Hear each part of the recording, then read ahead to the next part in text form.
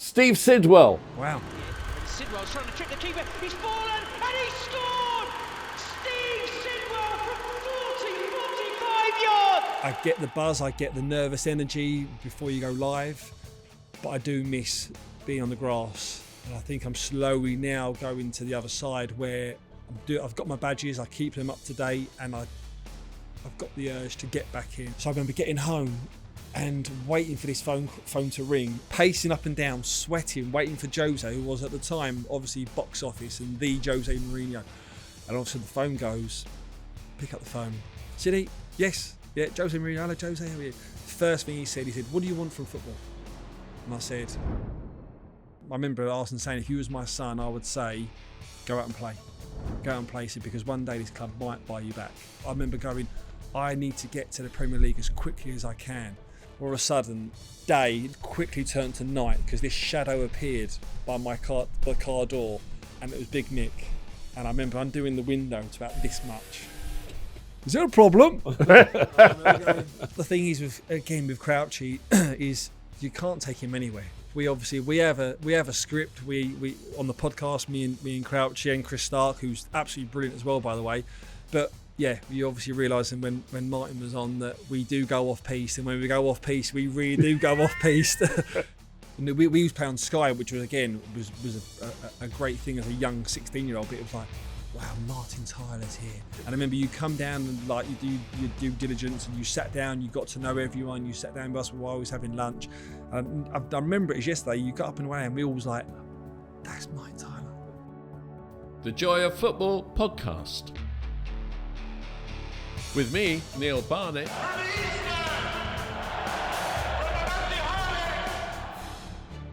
And with me, Martin Tyler. Looks like Xavi! Ready! Aguero!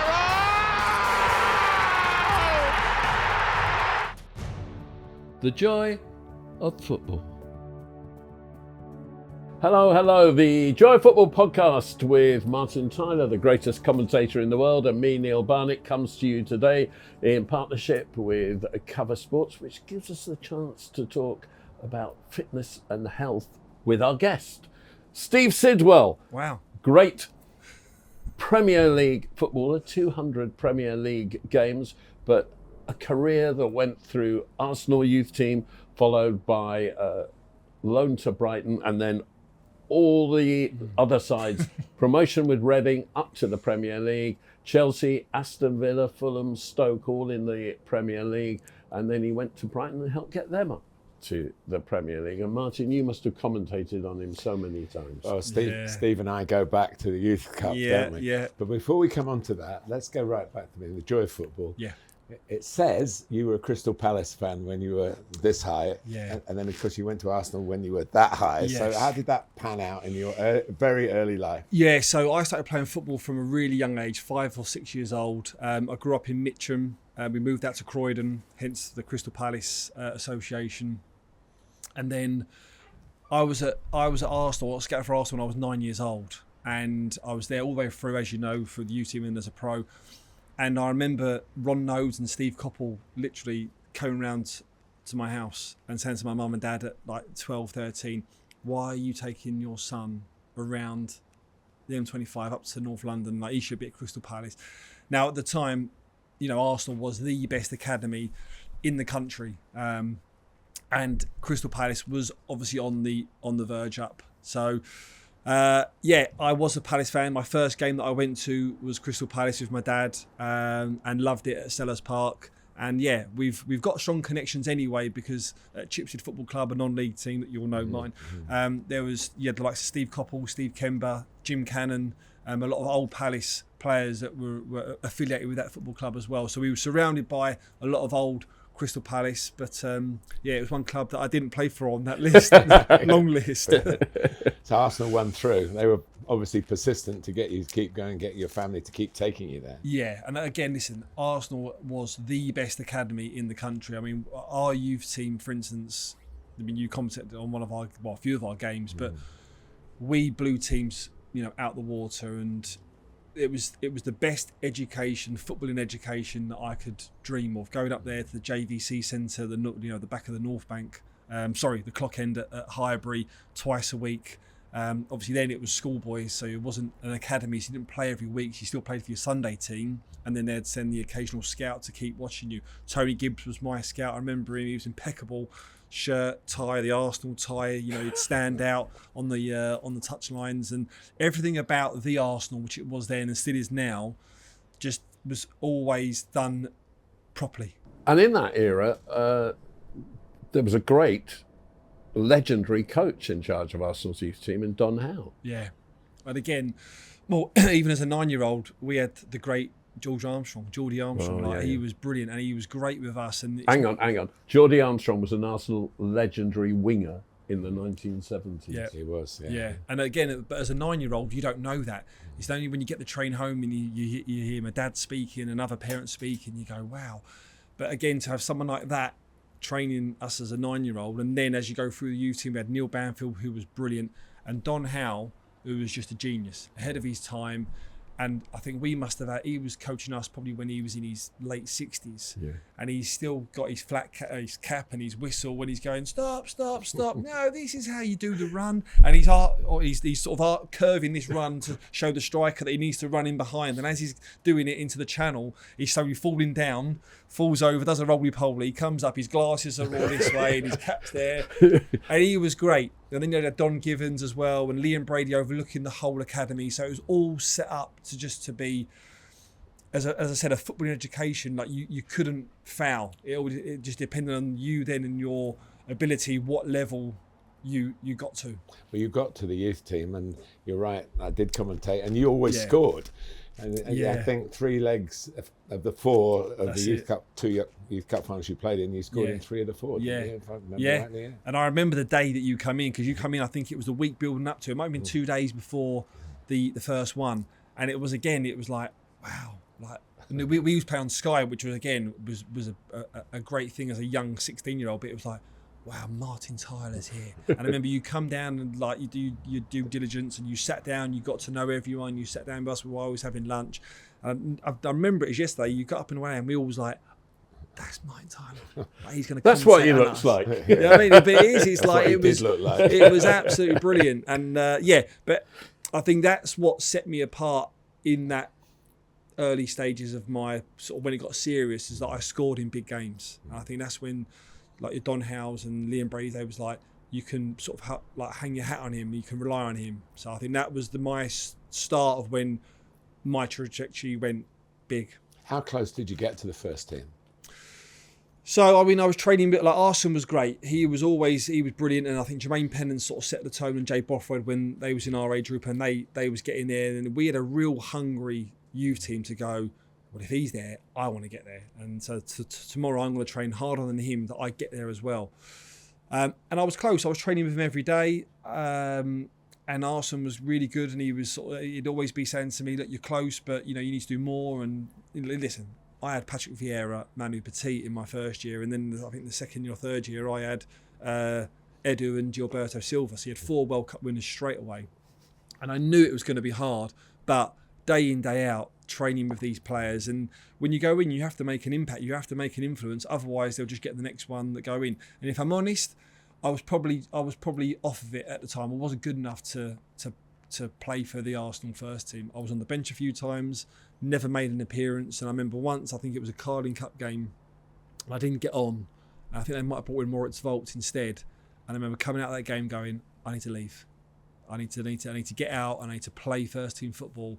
And if that means to come down, to come back up, then that's what I'm prepared to do. I want to go through a lot of the managers that you played for when you got first team football. Yeah. I mean, you finished up with Steve Coppell, of course, at Reading. Yep. Steve Coppell, Jose Mourinho, Avram Grant, Martin O'Neill, Gerard Houllier, Martin Yole, René Mullenstein, Mark Hughes, Chris Hughton. I mean, top managers. Yeah. How much in your years of football did your work change? Yeah, do you know what?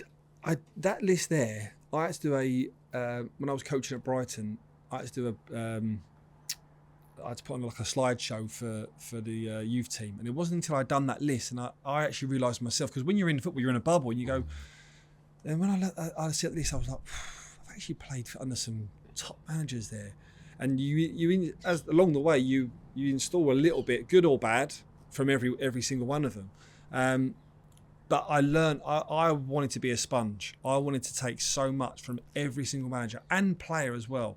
I'm sure we'll come on to the clubs that I played under and players that I played with. But I made sure that I watched every single session, even at a young age, and go, right, why are we doing this? What am I getting out of this? What is a team getting out of this? And then if I didn't understand, I would always ask the question as well. And I think that gained my football knowledge from a real young age and all the way through as well. Did you go in every day saying, what are we doing today and why are we doing it? Because I've coached and players come to that. And sometimes as a coach, you have to dig deep to find an answer. Yeah, to that. no, I wasn't the one. I'd always throw a question in if it needed to be done, and say, right, if we're building up for this game on the weekend and, we're trying to stop this player or we're doing this, why are we doing this? But I would never just do it out of just to sort of make a question out of nothing. I'd always respect all the coaches and all the managers that I played for. And more often than not, starting with Steve Coppell. Steve Coppell was not a coach. Like, he was brilliant. He was just your top class football manager that knew how to manage players and a team, and he'd have a coach that would coach. And when he'd step in, but he'd know when to step in and step out. And again, it's getting to know managers and knowing their boundaries, because that wasn't his forte. He left that to someone else. But when you got him on a match day at 12 o'clock with the build up to the game, you knew that's when he'd become alive. And he was brilliant for me, Steve. But I owe him a lot for my footballing career. When he went to Brentford, a major league debut? He was the one who took the he was the one who, I remember him, John Griffin and Wally Downs come to John Griffin's a famous scout and a black cab driver as well. Brilliant. John Griff, they come to London Colney. I remember we played Aston Villa behind closed doors, and I remember the three of them walking away, because I knew Steve as well outside of football. How did that happen? Well, because I knew his son Mark, and I knew Steve again just through being a local lad. And when I was at Chipstead, I remember when I was a boy, I remember going to the bar, getting a Coke and a Mars bar, and I knew who Steve Coppell was. He was obviously the manager of Crystal Palace, and he would come up and just go, "You enjoying it at Arsenal?" Like, just little slight ones, like just I wouldn't say tapping up, but just and I'd be like, yeah. So when he made I remember he made the phone call to say, "You're going to come to Brentford on loan." But Liam Brady pulled me in the office first and said, right, you're going to go to Brentford tomorrow on loan. Here's Steve Coppell's number. Give him a call. And I was like, brilliant. I remember getting in the car, calling Steve. And Steve said, right, come in tomorrow. Listen, we can't afford, because I was a pro then at Arsenal. I don't know what my appearance was. Something silly at Arsenal. It might have been £5,000. And he said, listen, we can't afford your appearance money. How about, is 200 quid all right? And I was like, Steve, listen, I don't care what it is. I just want to come and play. And he was like, brilliant.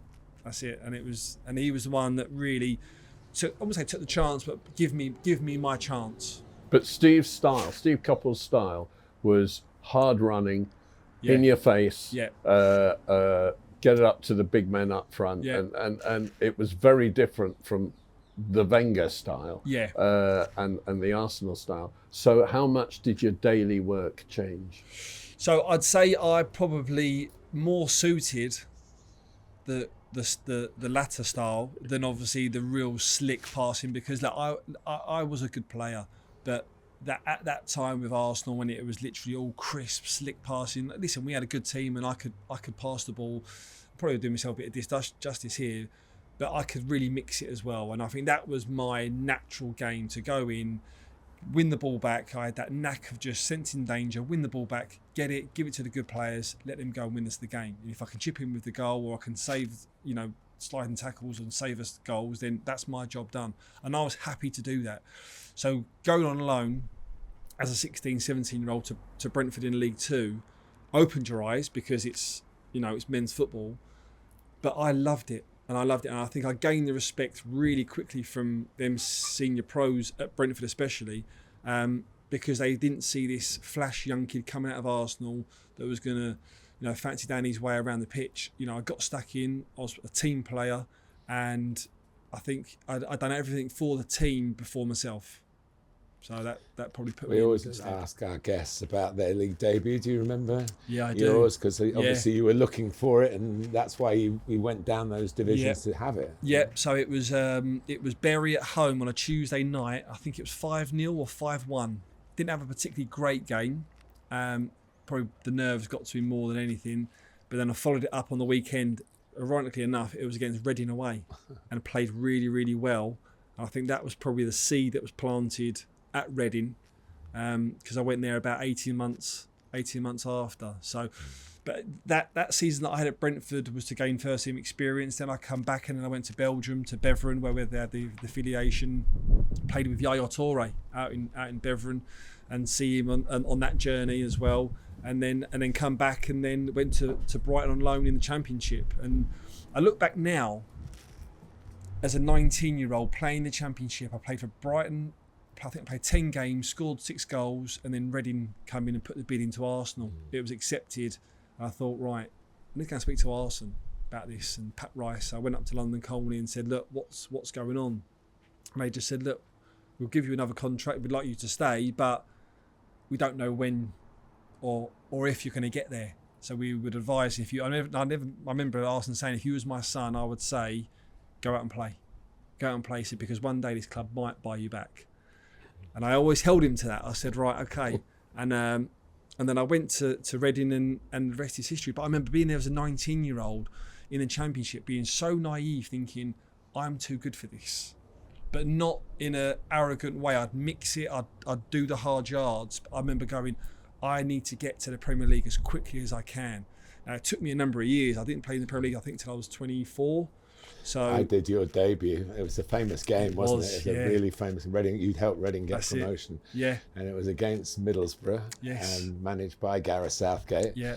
And you had to come from behind to 2-0 down at half time. 2-0 down, yeah. And 1-3-2. 1-3-2, scored as well on that day. Yeah. Jumped in the crowd, got booked, as you do. So, but yeah, that year was a real surreal year, because I'd done so well the season before in getting Reading promoted. I think I scored 11 or 12 goals, had a really good season, go into the last year of my contract, and we sat down and the club was like, well, we're not sure. And I was like, oh, all right, okay. And I was like, we're going to the Premier League. And I remember sitting down with my agent and my family going, this is a big gamble, this. And I was like, I'm going to see this out. Like a bit of me got sort of stuck up to go, well, if they're not sure, then let's throw it back on them and say, right, okay, we'll just see as well. And after every game in that Premier League season, my first one, I got a call from the manager that we'd played. So I remember we played Middlesbrough in that first game. I think on the Wednesday, Gareth called me at home and was like, look, what's the situation? Would you want to come to Middlesbrough? And that was the whole ride of that first Premier League season. I think the only managers we didn't speak to was Sir Alex Ferguson, Gerard Houllier, I think might have been or Rafa Benitez, who might have been at Liverpool, and Martin Jol, who was at Tottenham. So those only 3 clubs that I didn't speak to after every single game during that season. You played almost every game. Well, I did, yeah. And then eventually when the club come to me and was like, oh, we want to sit down and have negotiate a new deal, I was like, well, we'll see now. But I would say as well, Steve Coppell was manager, and where I had a good connection with him outside of football, he did pull me and just say, look, please just keep me informed of what you're doing. I think I know what you're going to do, but just even if you need advice for clubs or where you're going to go or thinking of going, just so I know what I need to plan for come the end of this season and next season. We might have talked after that game, the game at the Medeski Stadium. But I remember more Steve's interview, because this was like, wow, you're in the Premier League, Reading in the Premier League, and you won this game. Yeah. And he come from behind to do it, and he was so deadpan. Yeah. There was none of the sort of whooping it up. And I get partly his personality, because it was a sensible thing to do, because you can we could easily have gone down. Back, yeah. And I think I took that from Steve as well. Never get too high, never get too low. Just in football, as well as anyone, both of you, it changes week to week. And if you keep on that level playing field, then you'll be all right. A lot of people don't realise that the end of that first Premier League season for Reading, we finished, I think it was a point just outside Europe. We finished 8th in the Premier League for a newly appointed promoted team that spent, I think, £250,000. on Seoul Ki-hyun. I think it might have been £1 million on Seoul Ki-hyun, which is a remarkable, incredible achievement. And I love my time. It made a lot of players. Nicky Shorey played for England, didn't he?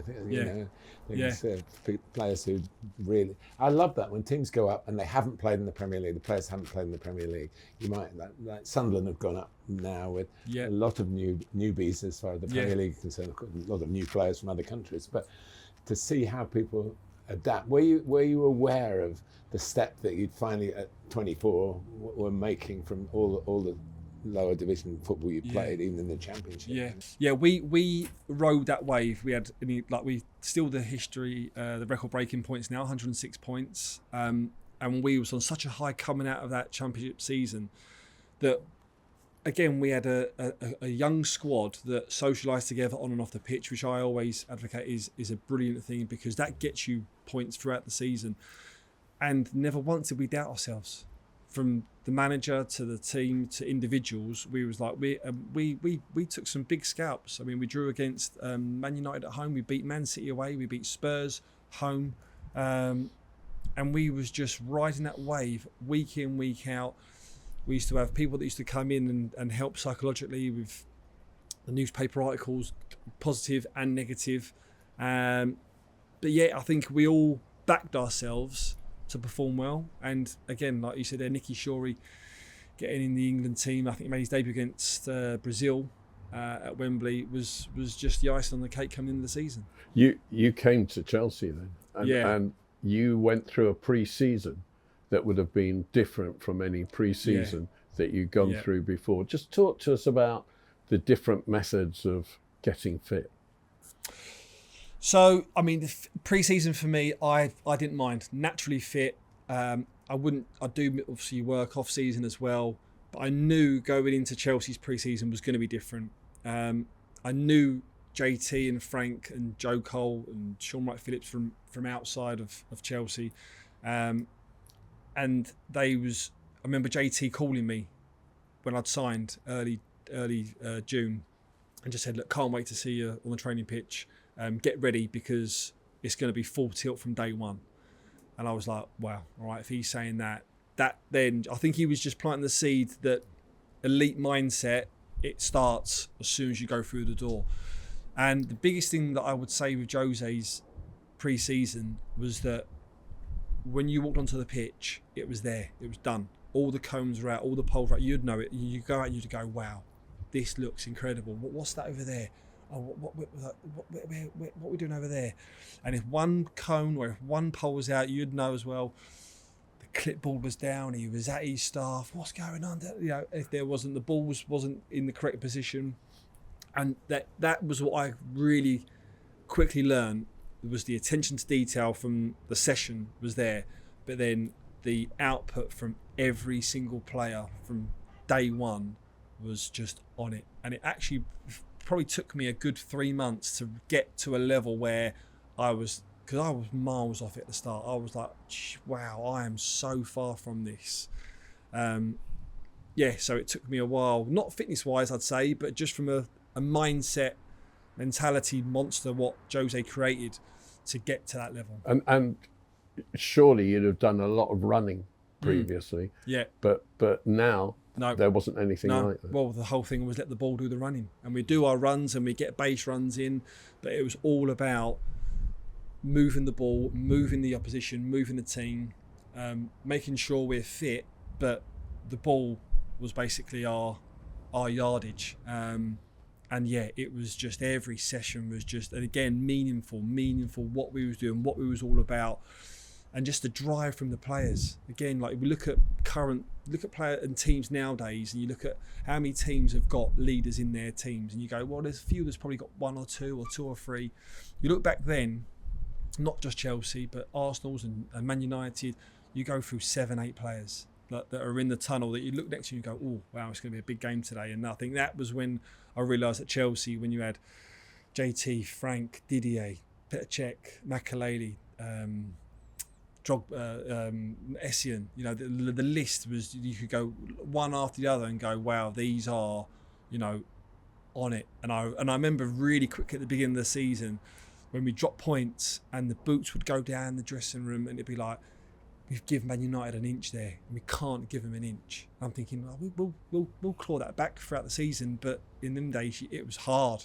It was really hard. And you got the number 9 shirt, which looking back with history now, there's been a lot of talk about Chelsea number 9's good and bad, but as number 9 stands for as a striker, but how did it land on a midfield player?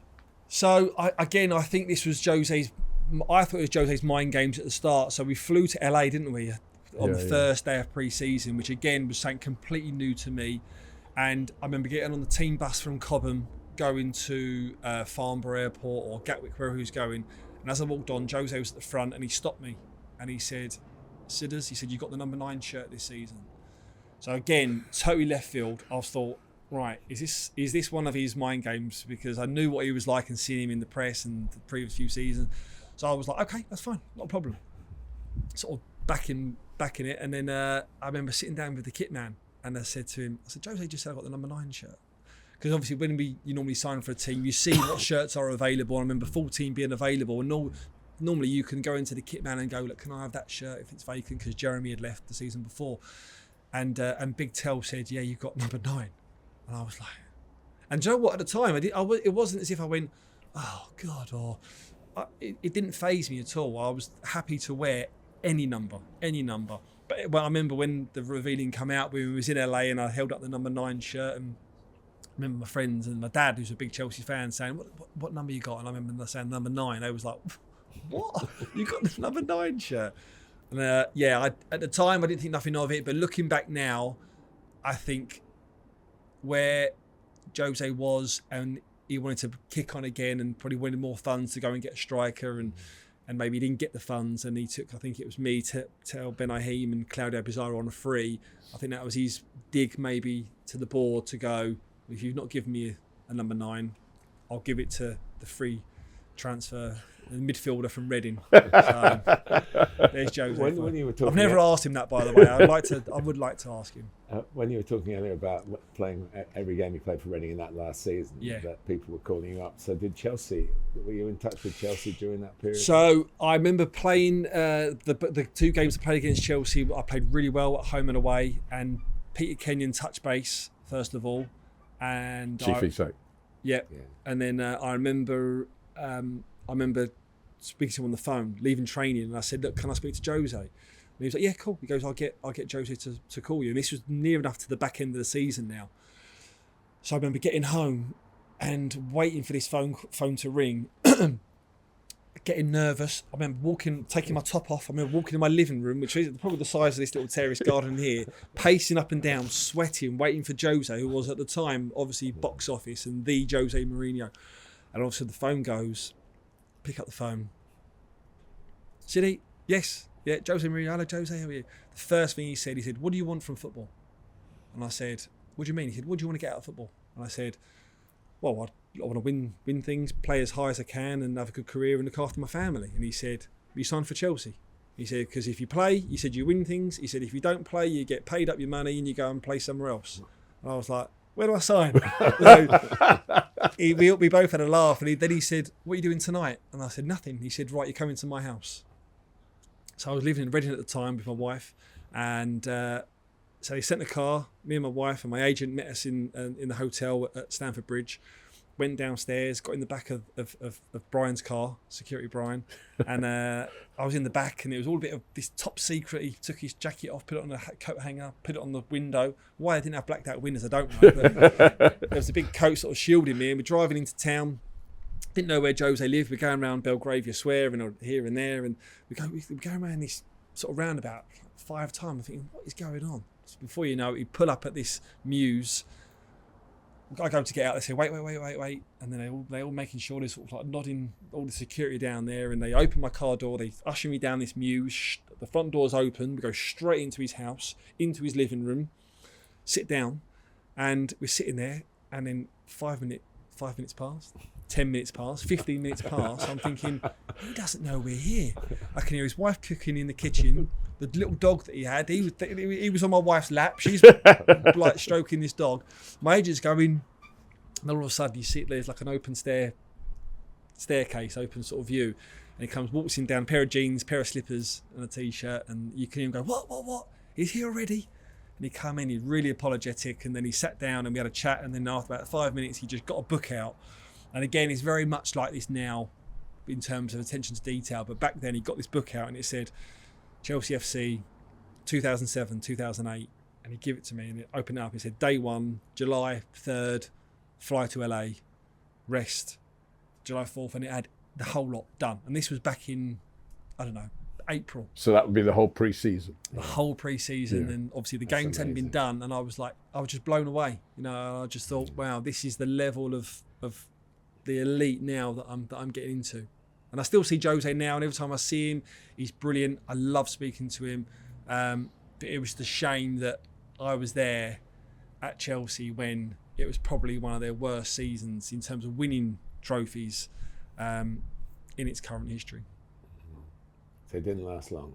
Well, it didn't. Yeah, I was there for a year. So obviously Jose left, about October time, and Avram Grant come in. And I remember when Avram Grant come in, and he was there already, wasn't he, from pre-season in a higher role. And I think that was the friction straight away. And I couldn't feel it at the time. I didn't really feel that there was any real bad tension between Jose and the board and the players. It all still seemed okay. The performances wasn't great at the early stages, and then when he left, and then when Avram took over, I remember JT coming down to the dressing room and going, lads, Roman said Avram's going to be in charge. And I remember saying, look, no, I'm not too sure, but I know with what I've got in this dressing room, we need to pull together and get us through this, because I don't know where this is going to go. And again, I am sort of rabbit in the headlights here. I'm sort of in the dressing room going, bearing in mind that Chelsea, I've supported Chelsea, and the players that are in that dressing room are my heroes and idols in terms of Ballack and all of them. And going, wow, this feels like a real siege mentality now. Is that JT's grasped us, and it's us v them straight away. Now, obviously, that in that season we lost the Champions League in Moscow, and lost the League Cup to Spurs in the final, and got knocked out to Barnsley in the FA Cup, and lost off the league by a point or two to United. And yeah, it was a shame that I went to Chelsea and come away with nothing than go there and win something to come away with. But I'd rather, people say to me, do you regret going there? And I say never, because I could have not signed for Chelsea. I've got 4 children now, 3 of them boys, 1 of them's a girl. And one of them, I would have regretted the day one of them gone to me. I would have said to them, oh, I could have signed for Chelsea. And they said, why didn't you? And I would have gone, I don't know. So I'd rather have done it, it didn't work out, than not done it at all and try and compete back at that highest level than not give it a go. So how did Villa fit in the elite scale when you, obviously, that was your next move? Yep, so Scolari come in at the end of the season and we done pre-season. That's at Chelsea, Scolari. Yeah, Chelsea at Scolari, yeah. And then, and Martin O'Neill, we had a few phone calls at the back end of the season, because the direction that Aston Villa were going at the time under Randy Lerner, and there was a big investment and there was a big push for young English talent. And then the squad that we built there, Stuart Downing, James Milner, Ashley Young, Gabby Bongler, myself. Then you had Emil Heskey, Brad Friedel. We had a real good blend of experience and hungry young players, players that wanted to get back into the England fold, or for me to get into that England team. Was on that brink of Europe. I think finished 6th in the previous seasons, and I was like, this is a challenge that I want. You know, I was going there to play as well, and unfortunately, it's just one of them clubs that just didn't work out for me for a number of reasons. Probably off the pitch more so. My middle son at the time, who was just born, he caught meningitis, so he was in a hospital in London, and I was to and from Birmingham, and it was hard for me. I didn't know how to sort of navigate that, and probably didn't have. I had the support network around me in terms of family, but the person that I was always the one. No, I'm fine. I can deal with this, and I didn't deal with it, and that affected my football. And then I think mine and Martin O'Neill's relationship really broke down as well. How did that affect you? I mean, was it fatigue? Was it injuries? I mean, I got a few injuries. I mean, I got injured first in my first pre-season game for Villa. I think I tore my calf, and then I didn't make my debut until September, October time. And I think that was just the stem of me just never getting going. Again, being professional, as professional I was, there was a few things that I'd done that wasn't probably professional. And I remember just going off the rails a little bit, going, this is not me. And it's such a shame. I really wanted to try and make it right, because that is my biggest regret, that platform that I was given there at Aston Villa, the size of the club, I didn't know how big it was until I got there. I loved playing at Villa Park. The training ground was great. The squad that we had was great. You know, I didn't achieve what I should have done there. And in the end, it was the worst part of my career. I was probably on the most money I was on in my career, but it was the most unhappiest I was, and the worst that I'd felt, because I knew I weren't right. And then as soon as I went to Fulham and I was back home, or just even getting out of Villa, I remember my first session at Fulham, and it could have not necessarily Fulham because it was back home. That could have been anywhere. At one point I was going to Wolves because I just needed to get out. And I remember my first session, it was just like the chains were off, and I was just back to playing normal again. Just on Villa, now that Tottenham have won a trophy, are Villa the great underachievers? Because they haven't won a trophy since the mid-90s when they were up on the League Cup. And they are, for people who've never been to Villa Park, we keep talking about this. We love it. I love it. As broadcasters, as much as you love playing it. Yeah. I mean, people go, it's a sleeping giant, and it's a huge, huge football club. And over time, it's had huge investment where it should have gone on and competed. And like even when I was there, we lost the League Cup in the final to United when Vidic brought down, I think it was Gabriel Bonho that should have got sent off. In the end, we lost. James Milner scored a penalty, but we should have won that game. We got knocked out to Chelsea in the semi-final of the FA Cup. Yeah, it was 0-0 after an hour. Yeah, so we was close, just couldn't get it over the line. And you're right. Over the years, you've got to say from where they've been, they should have won. They should have won something. The manager that they got now, you've got to say, if there's anyone more equipped to get them something, especially in Europe, which is where they're performing again this season, then they could and should do it. The fans certainly deserve it, because it's a set of fans I love playing for. And I love playing for that club, especially at home. Villa Park is a special ground. But yeah, they probably are at the moment underachieving. Was it getting back in London? Was it your son recovering from the meningitis? Did that all fall in? When Fulham was a happy place. Yeah. I think it all just fell into place. Like again, the story of me signing for Wolves, I was on the medical table doing a medical. I look back and I give Mick. I'd spoke to Mick a good few months beforehand. Mick McCarthy, and he said, look, let's get you out. I'll get you playing. And we shook hands. I give Mick my word that I was going to sign, and I was on the bed doing the medical with all the players in the dressing room, because they played the night before when they beat Chelsea 1-0 on a Friday night up at Molineux. Thank you for reminding me.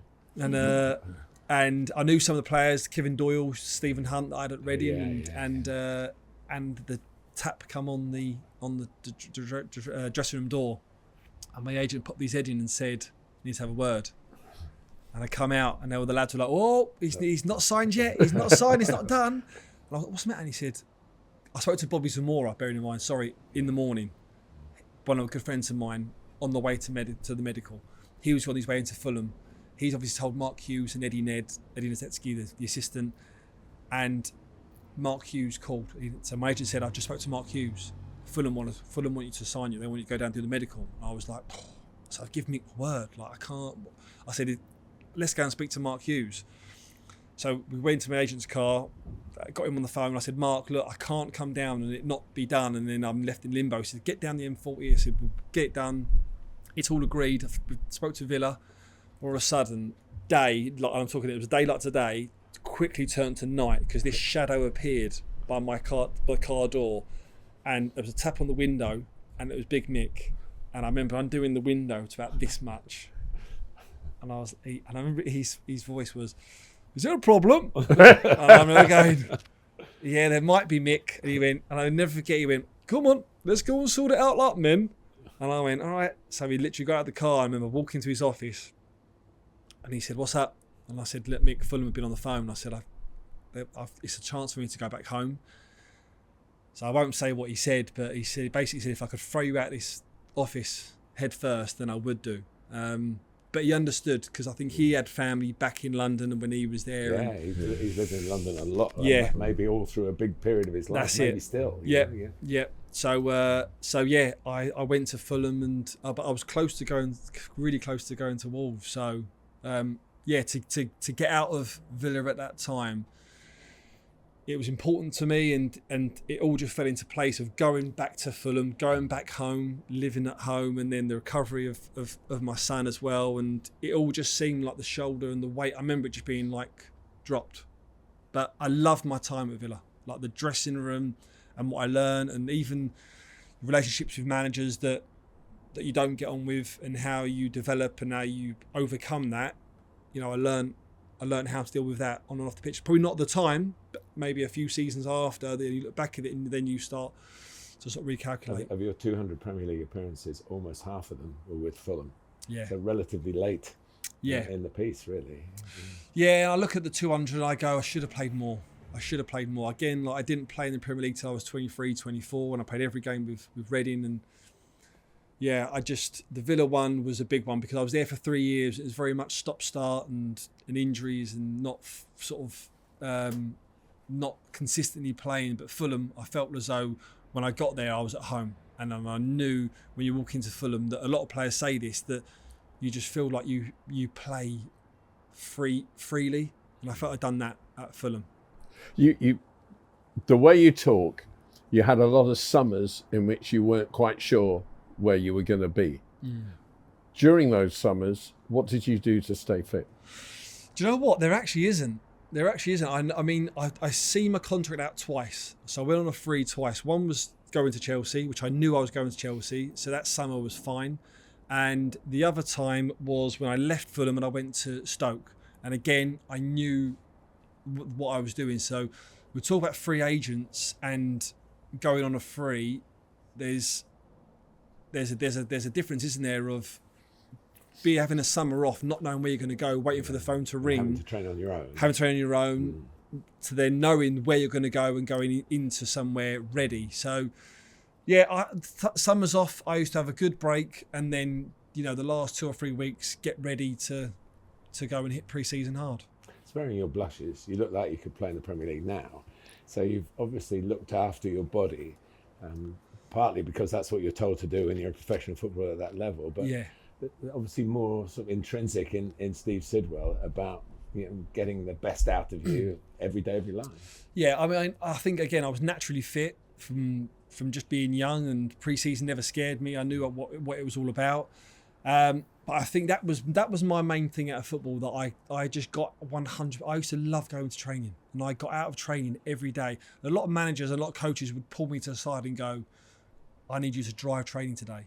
Whether he was in a bad spell or whether he was in a good spell, and set the standard. I think a lot of coaches would lean on me to go, it's going to be a tough one today. Make sure the lads, when we're at it, and we sort of keep a standard. So I took that as a compliment. Which made me train harder, because I always used to go, well, the harder I train and the ceiling I push, the fitter I'll be. And that was always me, that I had to train how I played. If I didn't train well Monday to Friday, or if I had a bad few, like the Thursday and Friday, if I just come off it a little bit, not meaning to, but just wasn't quite right, I'd always go, I need to do some runs.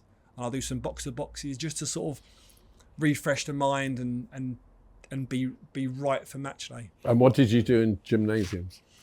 To be fair, again, in the gym, it wasn't a big thing. When I was at Chelsea, the gym wasn't a big thing, and not many players went to the gym. It wasn't like it was a collective. Bridgie was always in the gym. Obviously, that was him, Wayne. But like now, you see all the dynamics and the power and that. It wasn't really about towards the latter stages. Yes, when I was at Brighton, but. Again, gym, it wasn't about being strong. It was just probably about the fitness work that you do outside. So I took over in the gym, but mainly it was just pushing myself, and more so pushing others around me on the training pitch. Challenge you on this in one respect. Stoke. Yeah. How did you manage to keep training when we're in a part of Surrey where your good mate and our friend Peter Crouch lives just up the road, And a well-known story that he was travelling up and back, and you were obviously a bit of a sidekick in that sense as well. So how did that fit into your discipline, if you like, for fitness?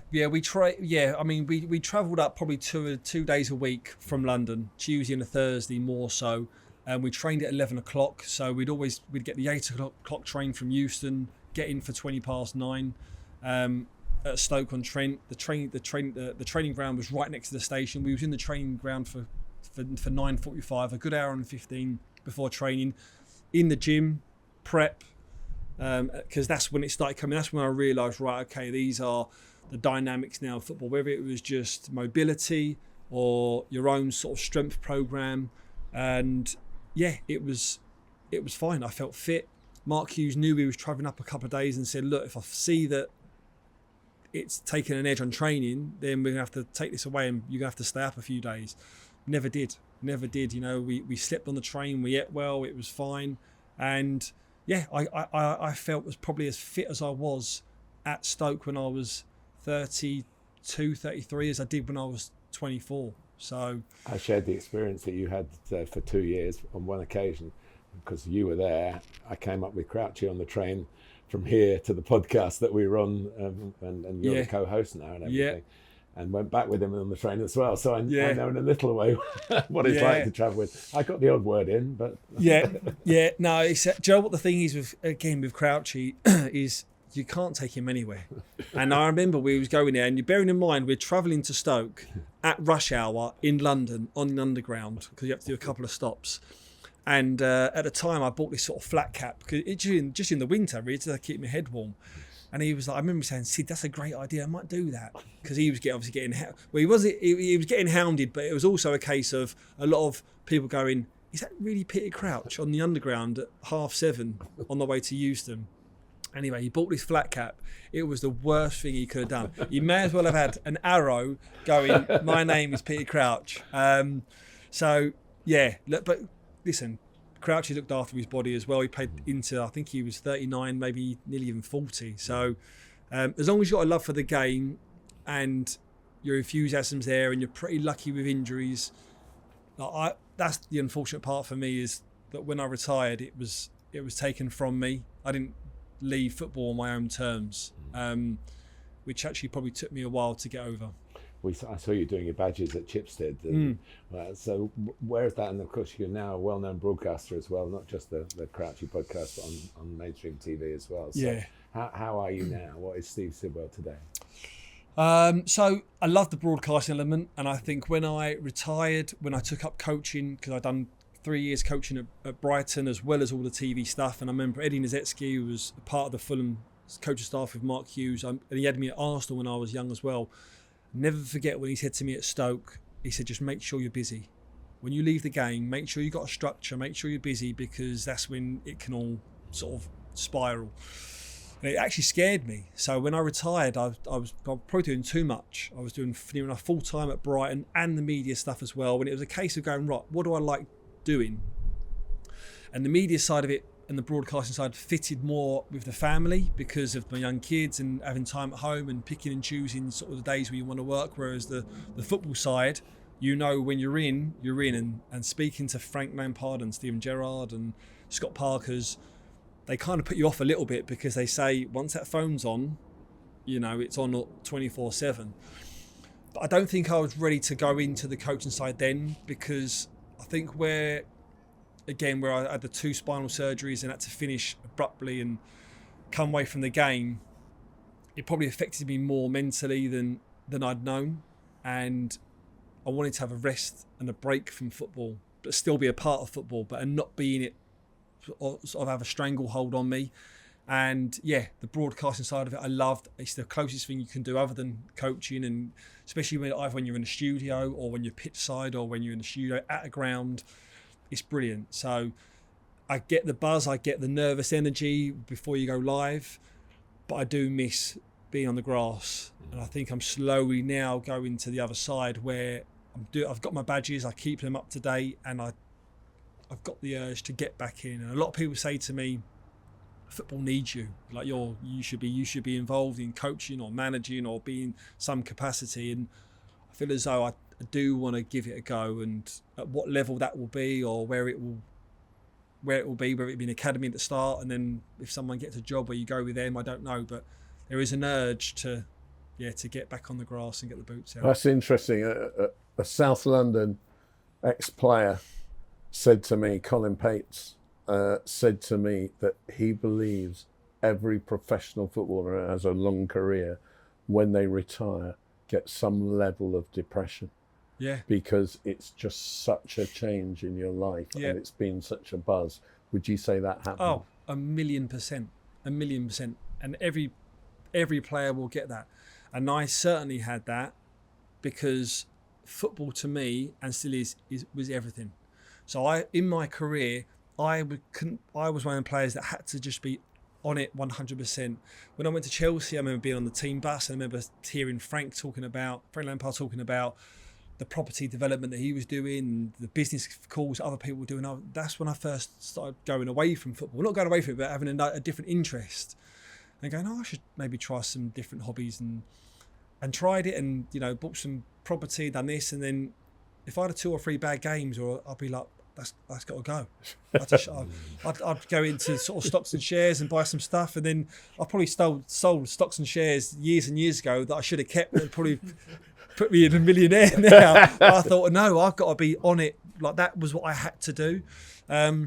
People don't understand. I think the whole life, when you've played football at any sort of level, when it stops, there's nothing that really can replace it. You can't replace it. I heard Alan Shearer say, since I scored my last goal, there's been nothing in my life that's replaced that feeling. I don't know how his wife feels about that. No, but that's the point I'm making, really. He said that in an open forum, and I think we all feel it in our way. Neil's in his 70s, and doesn't really look it, I suppose, but 80s more.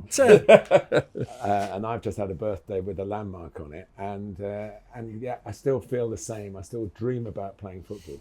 I don't dream about commentating. I don't dream about coaching. Playing is the togetherness, the dressing room feeling. It's the whole thing. It's really hard to explain to non-football people how that drags you in and keeps you in. Well, it is a bubble. I always say that footballers get,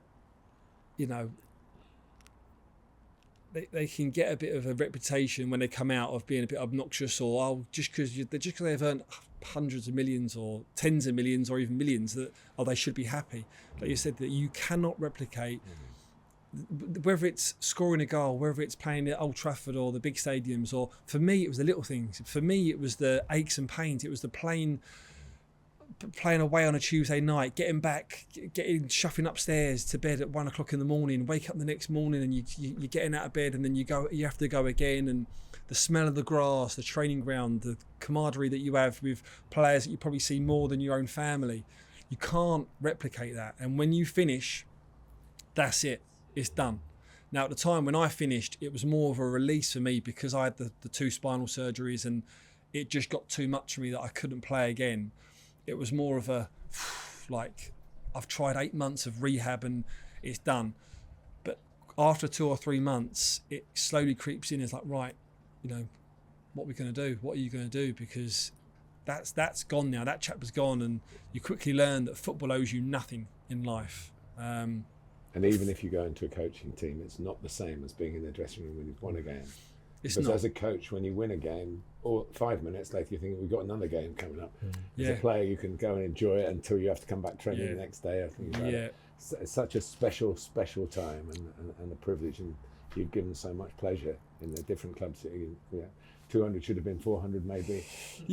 But it's still 200 still, and it's something to be very proud of. Yeah, no, it is. I look back, and I think it's only ever when you come out of your career, again, because you've got the blinkers on, especially for me, that you realise, do you know what? It was actually a good ride, and I loved it. And I think you finished with a promotion at Brighton, back into the Premier League. Yeah, and that was a good high to go out of as well, because again, knowing that club, knowing Tony Bloom and the people behind it, and creating a bit of history for them, was great, and seeing where they are now again is remarkable. But I think when I go back to clubs, and I went back to Fulham on the weekend and was given an award, is when that happens, you you get an affiliation to go, do you know what? Me personally, every club that I was at, whether it was Aston Villa where I didn't play a lot, I think fans will appreciate that when I was on the pitch, I give everything for the team. I was never just one for myself. It was always for the team first and for the fans. Show us the award because you got it. Yeah. So, yeah, I went to Fulham on the weekend and was presented with this Forever Fulham. So I think it's for if you got over 100 games, you was part of the Forever Fulham club. And yeah, there's a little plaque in there with your appearance. I think it says 114 appearances, 17 goals for Fulham. So again, they make a day out of it. I took my kids and my daughter, who she missed sort of the back end of my career because obviously coming too late, and for her to go on the grass at Craven Cottage was nice, and she walked around with this and they won. They won. It wasn't the greatest of games, I've got to say. I think it was last on Match of the Day, but they got the victory, which again you realise that it's do or die. The Premier League, you have to get results, and they had to get that result against Leeds. They got it. The Peter Crouch podcast. Yeah. How much do you prepare and how much do you just go in there and it's the dressing room banter? The dressing room banter. I've got to talk. The year that Steve was at Chelsea, for a lot of it, I think Ashley Cole was injured. We look at Ashley Cole. Who would have thought he'd become a football coach when he was a player? No. And here he is now. He's the assistant to England under-21s when they've twice won the Euros. Yeah. But if I look back at Ashley Cole, in some ways, it was obvious he was going to become a coach because he spent all his time when he wasn't training in the physio's room. He'd be the first in and the last out, sitting there for the banter. Yeah. That was his life. And everyone thought that he was this big-headed guy doing this and doing that. But actually, he just wanted to be in the environment. Absolutely true. With the banter. And you know that. He was in the... He was the... Well, I grew up with Ashley. He was 2 years above me, and he was the first one that when he got in the first team, we was all like, wow, like Coley's in there. Let's like we could be the next one. But I mean, I was blown away because obviously he went and done his career, and obviously we played again with each other at Chelsea. But then when he went to LA and back and Derby and stuff, I bumped into him at a restaurant just down the road. And as I'm walking through, he was sitting down and he pulled me and he was like, "Hello, Sid, you right?" Yeah, we got chatting. And within about 45 seconds, he had the salt and pepper pot out about doing this team shape of this session that he'd just done. And I was like, "Ash, I can't, is this really you?" He goes, "Oh yeah, I love it." And that was him though. And again, the passion for it. And that's what you want. You want these people in football. Energy, isn't it? Yeah, yeah. But going back to your original question, yeah, we do prep. We have a script. We on the podcast, me and Crouchy and Chris Stark, who's absolutely brilliant as well, by the way. But yeah, we obviously realising when Martin was on that we do go off piste, and when we go off piste, we really do go off piste. I think that's why it works because we try and get the most out of people. You and put the clip out where I go, "Well, you're the virgin, Crouchy." Yeah, That was certainly not what I was expecting to say when I came on your podcast. We tee a few people up, and Joe White is my name. I leave every morning going to do that, and I say to my wife, "I'm going to work," and she says, "Don't you dare call that work." But it is, and I enjoy it, and I get the most out of it. Brilliant, absolutely brilliant. I have got a letter to read. Are we going to do that? Yeah. We got time. Yeah. Listen to it. Right, okay. Shall I introduce it? Okay. Ladies, gentlemen, and everybody else, this is Martin Tyler's Letter from the Gantry. Letter from the Gantry. Reaching the gantry at Brentford's G-Tech Community Stadium is as easy as it gets in the Premier League. There's a lift from the level known as B1, where the television trucks are all parked, up to floor 4 at the top of the main stand. Then comes a short walk along a smartly decorated corridor into the spacious platform itself. There are several excellent broadcast points to satisfy we commentators who crave a good view, and space for ourselves and our co-commentators in which to operate. At the Chelsea game, my partner was the sharp-eyed, analytically minded Courtney Sweetman-Kirk. The hard part, if you're not in the know, is finding the stadium itself, squeezed in as it is between a motorway flyover, a couple of train lines and blocks of flats. The big Chiswick roundabout on the A4 can be a distraction too. Get it wrong and you could be heading up the North Circular or going south of the Thames over Kew Bridge. Taking your eyes off the road is even more dangerous than usual. If you look for a sighting of the stadium from your car, you will not find one. This is the 6th year since the move from the far more spottable Griffin Park, famed for having a pub outside each of the stadium's 4 corners. It is Brentford's 5th consecutive season in the top flight, equalling their only previous spell either side of the Second World War. These are the only seasons in which the Bees have faced the Blues of Chelsea in the league. After the recent 2-2, the record now reads 5 draws, this incidentally was a 4th in a row at Brentford's new build home, and 7 wins apiece. Brentford's last home victory over Chelsea remains in October 1938. 1-0, the scorer Bobby Reid, dubbed back then as the Flying Scotsman. They are now managed by an inspirational Irishman in Keith Andrews, only the 3rd man born in the Republic to take full charge of a Premier League club, after Joe Kinnear and Roy Keane. Andrews was a surprise choice, but was promoted from within, like his illustrious predecessor, Thomas Frank, who has made such an impressive start in his new post at Spurs. The Chelsea game was only his 4th ever in the so-called hot seat, and actually took place on his 45th birthday. He had spells earlier as an assistant at MK Dons and Sheffield United, for example, and worked with the Republic of Ireland FA in various capacities. As a player, he didn't win the first of his 35 Republic caps until he was 28, so previously he's also had to wait his turn and his time.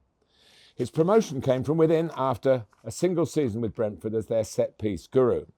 Now, I've seen Keith at first hand working as a pundit on Sky Sports and can vouch for his communication skills, a very important tool in managing the modern-day elite player. But his greatest attribute may well be his understanding of a club that is comfortable in its own skin. There are no pretensions at Brentford, no sense of entitlement. They continually improve players and know that they will profit from that. In their own words, we make our own way. In our corner of London, we do things differently, driven by data, rooted in our community, and united by our passion for the game. In the round cake of the capital and its football, Brentford have a slice, but accept that compared to others, it's not much more than a sliver. On the night, Chelsea had to deal with the side with the highest percentage of forward passes up to that point in the Premier League this season. But not the home side's most creative player, Mikkel Damsgaard, had fallen ill overnight and missed out on what would have been his 100th appearance for the club. So in simple terms, against quantity of possession and quality and depth of the opposition squad, Brentford's weapons were sharp counter-attacks and set pieces. The first put Keith Andrews' side 1-0 up, a magnificent ball from the Premier League returnee and still England midfielder Jordan Henderson. It set the speedy Kevin Schade on his way to score. And after Chelsea had strutted their stuff in the second half and gone ahead 2-1, it was Schade's long throw that created pandemonium around the Chelsea goal for Fabio Carvalho to tap in a well-deserved equaliser. Schade, one of at least 4 on the Brentford team sheet with ammunition in their arms as well as their feet. After match week 4, Brentford have just 4 points, but they are one of only 3 Premier League clubs to score in all 4 of their games, along with Liverpool and Bournemouth. Top-level football so far has delivered only a smallish number of matches with both teams scoring, about 33%. But this was the latest of those. A great watch from the G-Tech Gantry, and it served up the first 2-2 draw of this Premier League season. Brilliant. Brilliant. Brentford, is that how you see Brentford? I just love Brentford. Every time I go there, even now, I mean, I went there winning their 4. I've been in the 4 pubs on the Griffin Park. Who hasn't? I think I've interviewed Stan Bowles in all 4 of them. Yeah, I was quickly introduced to the 4 pubs when I was there as a 17-year-old by the senior pros. It's a great club. And even with the way that they've done the new stadium, they've done it really well. The build up before games, they get the music going, and it's always a tough place to go. And I always love going there. It feels like a second home for me, Brentford. The crowd was just under 17,000, obviously, capacity. Do you think they missed a trick, or do you think it is necessary to, I don't know how easy it'll be to develop it in that space. Don't you think it could now go to 23, 24,000, do what Brighton did with the Amex? See what Fulham come up with in 10 years' time, having now got almost an elite stadium with the sense of history on one side of the ground and the newness on the riverside with massive stand and massive prices as well. So whether they're still the same Fulham that obviously you had such a great time with, and as football lovers we all respect and realise they had their own identity. I just think now where football's going and the stadiums, they've just got to be so careful. I mean, like Brighton, for instance, they're developing now. Fulham have, Crystal Palace have eventually. I think teams are so scared of going too big too soon and then filling the stadium that they've just got to be careful. Everyone wants to just be a well-established Premier League team, but everyone's so scared as well that they could fall down at the drop of a hat because it's getting more and more competitive. Even Manchester City is still going bigger, but who's to say? I mean, they have worked really hard on trying to fill that gap between how they were when they were in the third tier not that long ago. Brentford Stadium, again, I think looking at it, when it's empty, they've got the different colour seats going round. And I think that was a case of if the stadium is half empty, it will still look like it's full. So again, it's a mindset of going, right, we need to just protect ourselves because you never know in this industry, as quick as you're up there, you can come plummeting down. Ability and algorithms. That's Brentford and Brighton as well, isn't it? It's a great model. It really, really is a great model. And when it works, it really, really works. But look, ultimately, it's always for the fans. Match day experience is for the fans. Stadium experience, what Fulham have done in terms of that new Riverside stand, which is phenomenal, by the way, and how they've opened it up 24/7 behind that as well. So, as long as football is slowly going towards being clinical, it can still be fun, enjoyable. Obviously, what's on the pitch at the start, but obviously anything in and around it as well is the most important thing. Siddy, great to see you. You too. You look young. Thank you. Doesn't he look young? This has been a weekend where I felt extremely old. And to see somebody who's just over half my age, looking ridiculously young, it's great. You're in great health. It's great that you've got all this opportunity to develop and you've taken your time to work out what the next step is. We wish you every success with that and bless you for your time today. Thank you very much. I know. Thank you for asking me to come on. I've really enjoyed it. Thank you. Steve Sidwell from Martin. See you next time. And me, Tara. I hope you watched it through or listened through to the end. Well, you will do if you're listening to us now because it was just so good. Steve Sidwell, absolutely brilliant. As you could see, we're here in the Munch and Wiggles Garden, the coffee house in Oxshott, where basically Martin feeds himself all the time. But it's a great venue. I still pay for the coffees, I promise you. Don't forget, Patreon, get involved, subscribe, follow us, and substack.com, where of course you can read Martin and my writings. Stay tuned.